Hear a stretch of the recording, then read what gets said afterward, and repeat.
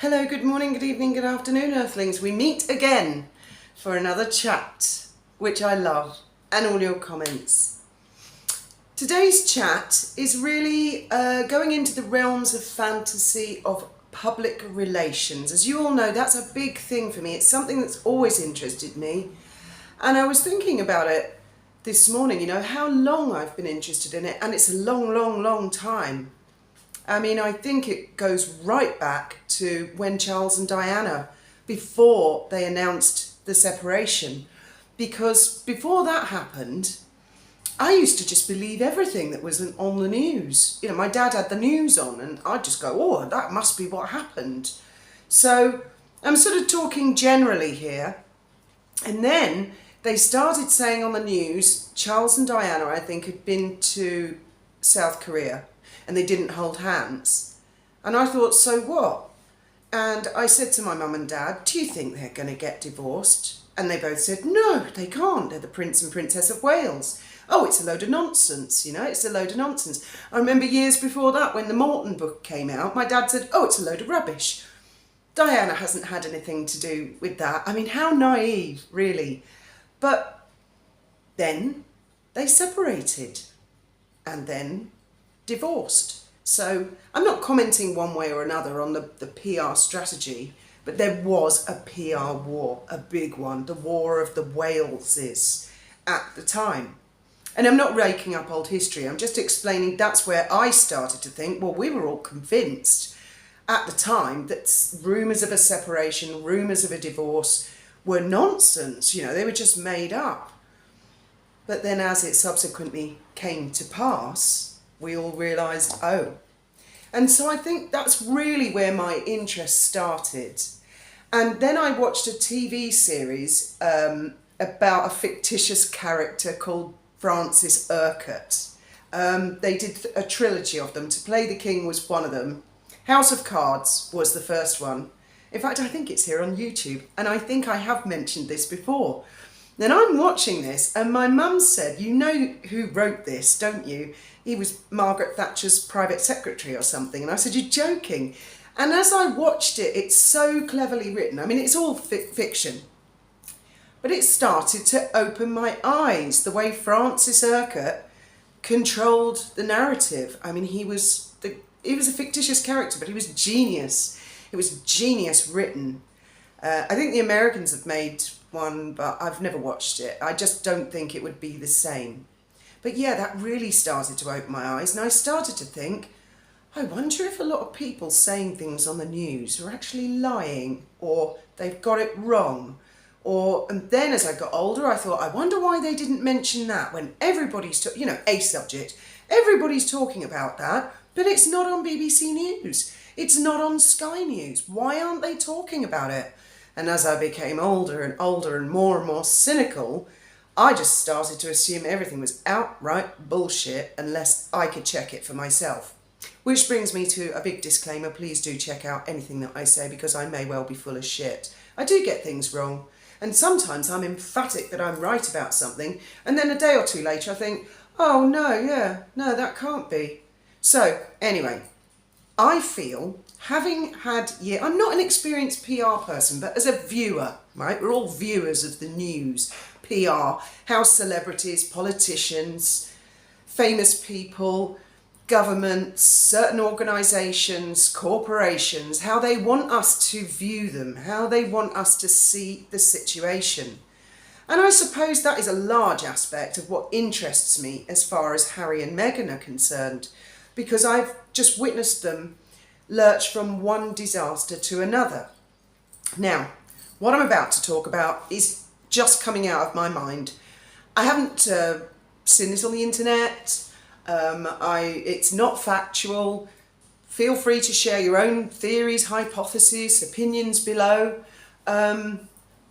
My sensation at the moment is that a big announcement is imminent. It has been for a while, but I think it's really, really, really imminent.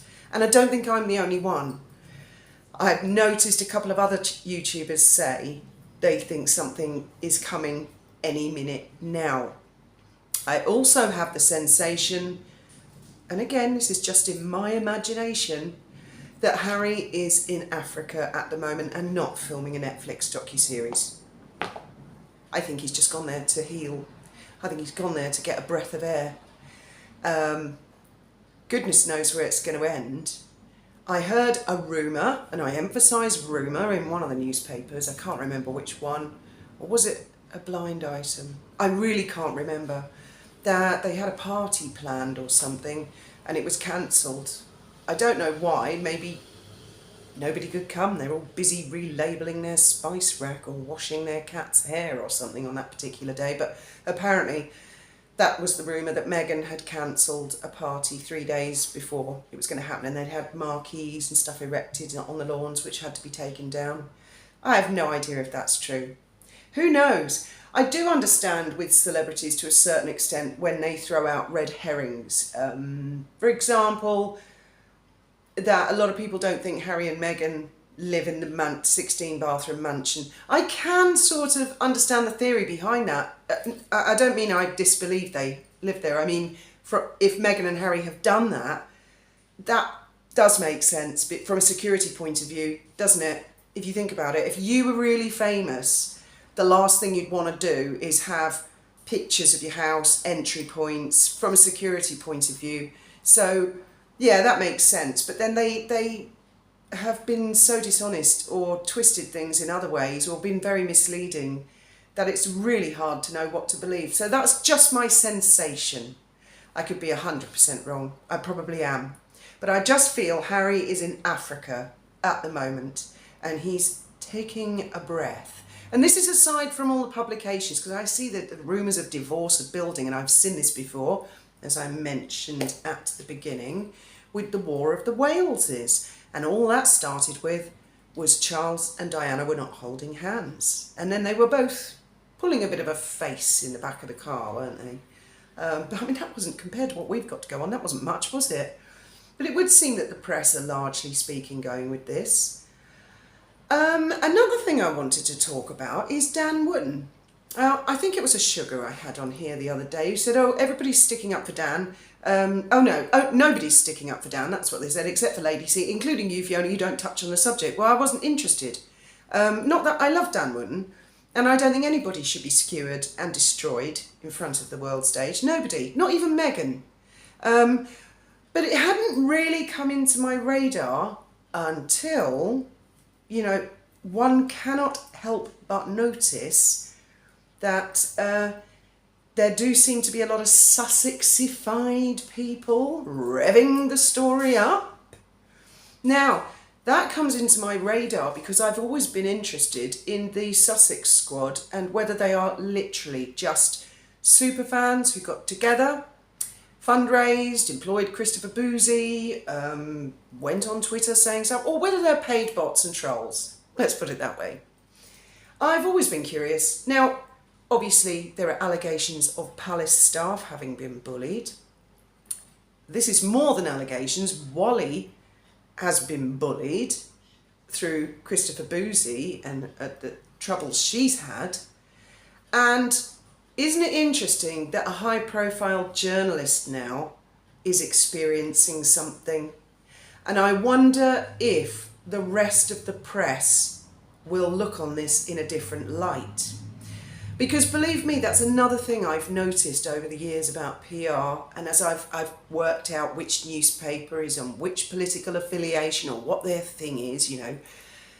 One thing I have noticed is that when one of their own is attacked, whether they are from the left, the right, the moon, you will generally find all of them will come together to look into a story. Now, if it is the case that Dan Wooten is the subject of a paid witch hunt, okay, orchestrated, believe me, journalists from The Guardian, The Independent, The Mirror, The Daily Mail, The Times, The Telegraph, The Sun, all of them, they will all have a there but for the grace of God go I, and they will get behind Dan. Ultimately, mark my words.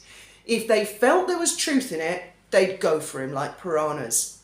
But if they get a sniff, whiff, whiff that somebody, and I can't imagine who, if somebody out there has orchestrated and paid and organised to smear someone, oh, woe betide, which brings me to another subject. I'll just quickly mention, in case anyone who works for the independent newspaper here, how low can you sink with that article you did about Meghan yesterday or today about there's a new thing called American Sussex Squad. What the hell? Come on, independent newspaper. You're a political, critical newspaper. What the hell are you talking about? The American Sussex Squad. What, did the UK branch die down or something? What happened to them? I couldn't believe that a newspaper... I would expect to see something like that in Global Radar, but or Woman's Own, or I don't know, one of these women's magazines, but not the Independent. Goodness me. Might as well talk about what t-shirt Noddy's wearing today and whether he's going out in his little red car with big ears. I mean, come on, guys. Don't sink that low. So yeah, I was going to tell you about something else. I've totally forgotten now. That's happening to me a lot lately. But yes, PR, Dan Wooten, organised campaigns, maybe.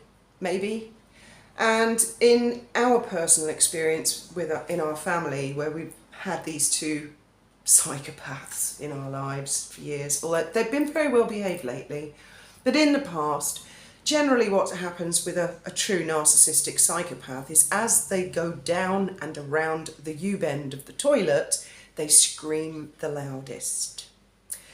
I also often wonder about the rumour I heard years ago. I can't remember if it was on Reddit or Quora. And again, this is just a rumour. I can't even put a link because I can't remember, but some of you might.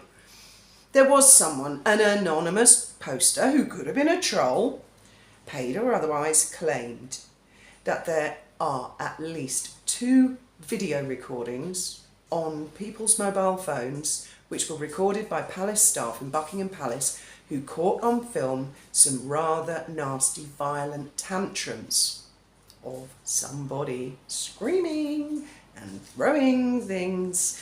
Now, could be absolute horse shit, and if it is, I'm sure that the principal involved would just laugh it off and go, that's ridiculous, I've never done anything of the sort. Very, very interesting times we are in right now. I mean, you guys have hit the nail on the head up to now. You've been getting it right, and you don't have sources or insiders. You're just using your brains, your eyes, your ears.